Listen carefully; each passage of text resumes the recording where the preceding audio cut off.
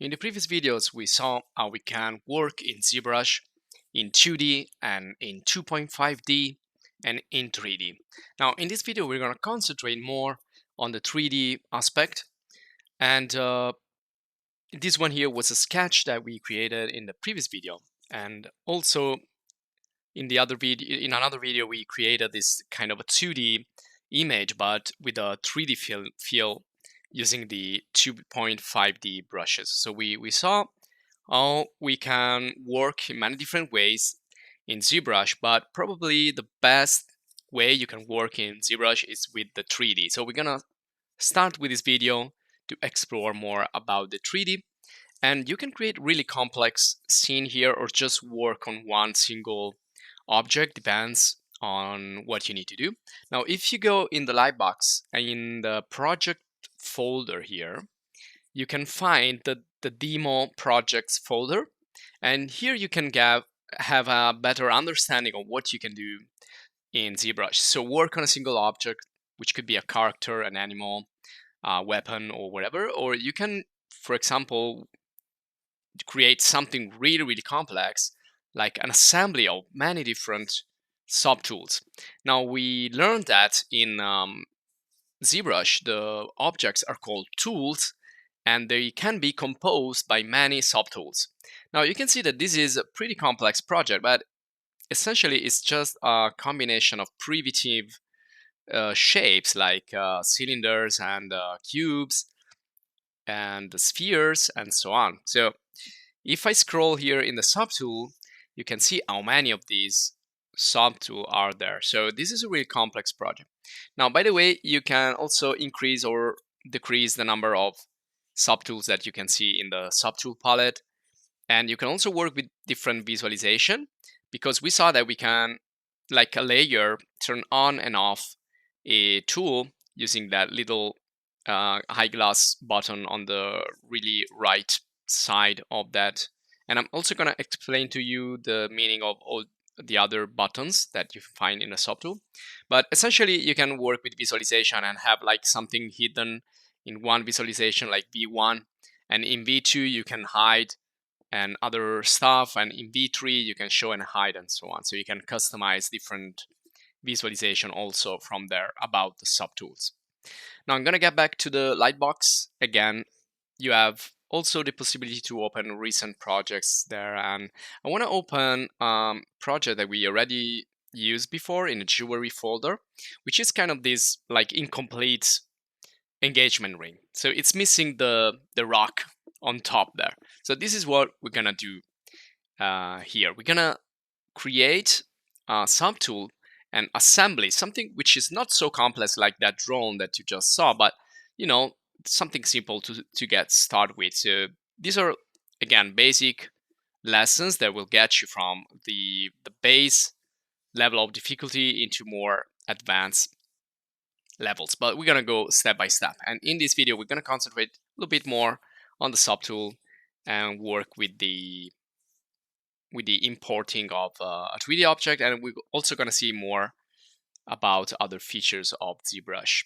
Now, I want to get my diamond here from SketchUp, which is a really interesting website, and you will find a video guide in SketchUp. You can see you can filter CC BY or CC0, which are like more permissive licenses to use objects, like also in commercial for commercial reason. And again, search in the channel for SketchUp, you will find a video guide, or you can like type your questions, also suggestions for other users. I think this is a really good website to download assets. And I want to use this round diamond 57 edges from Lizard's King. And well, that's the author there. We credit the author. The license is CC Attribution, so we need to credit the author. And we can also see the triangle, the vertices. Now, usually in SketchUp, you have FBX file format and OBJ file format. By the way, you need to create an account to download the 3D objects from SketchUp, but I already done that. And this one here, it's available in OBJ and GLTF. Now, there are some format that you cannot use directly in ZBrush, but you can. I'm going to show you later how you can like convert them, but you can find converters also on the web. So I'm going to go in the tool palette, I'm gonna do import. I'm gonna navigate into the folder where I saved this file, which is diamond. It's called diamond, and I have also preview there in Windows. And if I go in the properties, you can see this is an OBJ. OBJ, FBX are pretty popular formats and are completely fine in ZBrush. Now, what happened here is that ZBrush just substitute my ring with the diamond, which is not what I intended to do. So I'm just gonna go back with Control Z. Now you have many different ways you can insert, duplicate, append subtool. Now in this case, the quickest thing I can do that I want to do is duplicate the ring. So I have a copy of the ring. And now if I, again, import, the diamond is going to substitute the ring, but it doesn't matter because I have an extra ring. So you can duplicate a subtool just by doing duplicate, or you can also copy it by moving it and transforming it, but it's a little bit different. So if I use the move tool, these are also really important tools or commands. Move, rotate, and scale. So transformations are really important in any 3D software. So, and they are really basic. They are really fundamental to know. Now here you have these arrows. So if I hold Control and move, I can create a copy.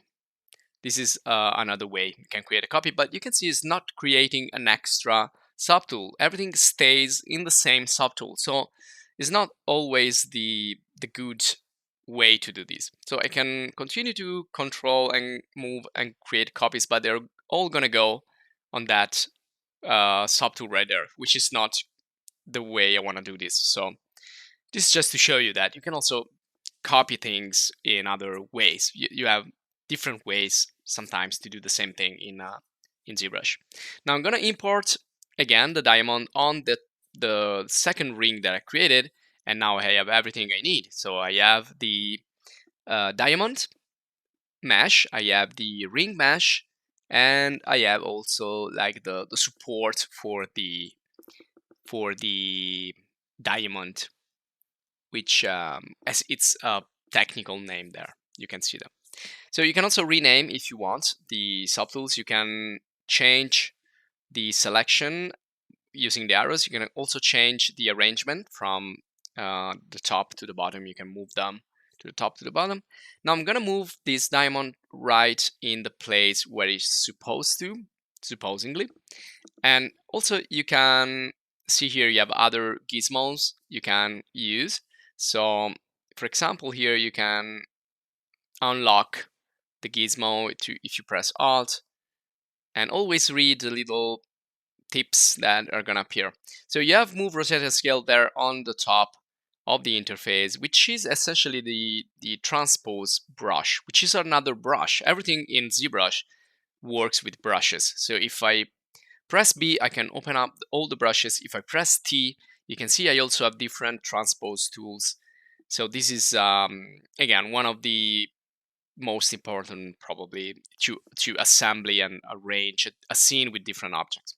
Now you can use the red arrow for the X direction, the blue arrow for the Z, and the green arrow for the epsilon.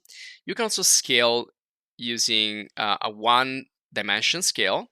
If you click on the little boxes there, and depending on the effect that you want to get, you can scale on X, on epsilon, on Z, and you can read there. So if you hold the control, it will clip it. So it will like create a cut on that object. And if you hold, you can see the Alt key is gonna scale it in 2 dimensions. So not 1 dimension, 3 dimension, but 2 dimension. And depending on where you pick, it's gonna scale in 2 dimension differently. So it's really important where you click on this gizmo to have the effect that you want. Now the yellow square in the middle, there's gonna be like the uniform